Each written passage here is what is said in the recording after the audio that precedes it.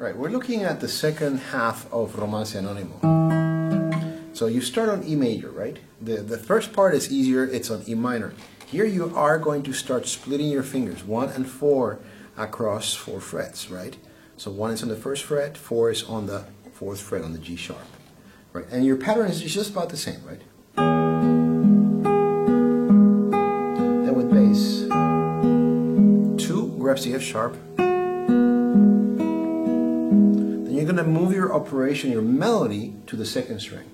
As you land a bar, this time you're on 2nd position, right? So you land a bar, right? So you start out with your pinky on the, again you are 4 frets displayed.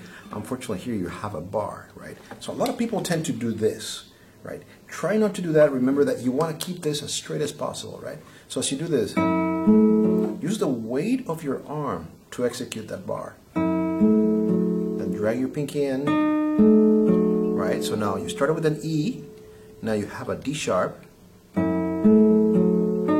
there, give it the bass again, then you have a C double sharp, or basically a D natural, then back to D sharp. The reason why he did not mark this as a D natural is because then he would have to mark this as a D sharp again, right? So it saves time to just change this one from C double sharp then to D natural and then back to D sharp, right? With bass, 2, 4, and all of that action was on the B string, right? And then you're going to have to jump all the way to the 7th fret, and you have your C sharp, right? Right, 2 is grabbing your D sharp on your 3rd string, your G string. Here you have a B on the 6th string.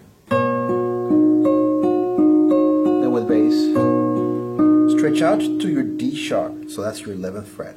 Then come back. And then you're going to line up all your fingers, sorry, right, 4, 3, and 2 on the same fret, right? So they're all lined up here on the 9th fret. And then you replace your pinky by your index finger on the 7th fret. And again, with bass, 4. Then you reach out to the 11th fret. Make sure you let go of this 1, otherwise you're going to be stretching out and doing this, right? Which might look easy right now on the video, but easier said than done. It's easier to do this, right? Let go of this and tilt your hand over so you can reach this a little bit more comfortably, right? Walk it up, right? And then you reach out to the 12th fret, land your bar on the 9th fret. The thing about the 9th fret is what I call a karate chop position, because your hand hits the side of the guitar and you're there. You don't have to even think about it, right? 9th fret karate chop. 3,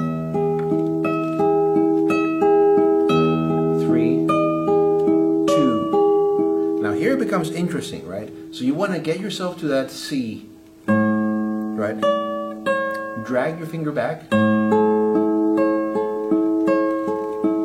right? And then you're going to have to change positions one more time. This is a different arrangement than what I have learned in the past, right? But you know, it works. So you got with bass, 3, 2, drag 2. It sounds wrong.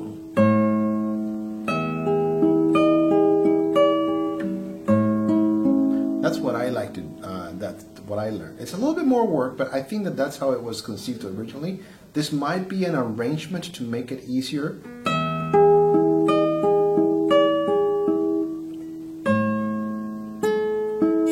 See, I think it should be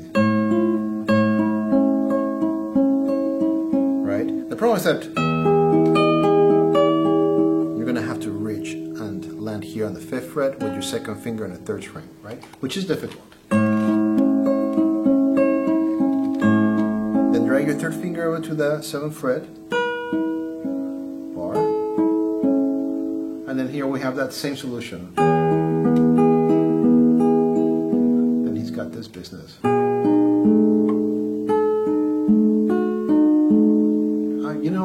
this is fine. It's got an E major chord.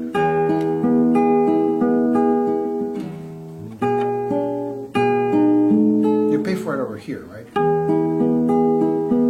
Not if you actually slide your third finger. Yeah, your third finger being your guide finger. Watch this. One fret. Mixing C here. And then E major chord. Stretch. Fourth fret. Right? And in this version it looks like he went ahead and rewrote the first part, right? But I think you don't need help with that. Let's just play through the second half of it.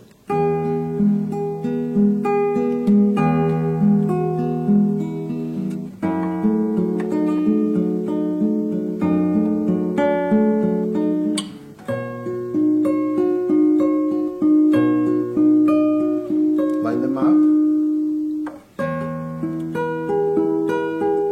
Walk up, stretch.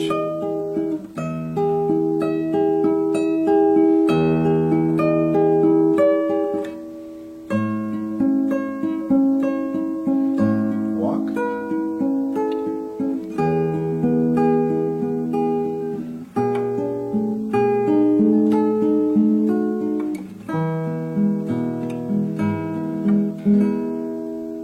And then he does the first part.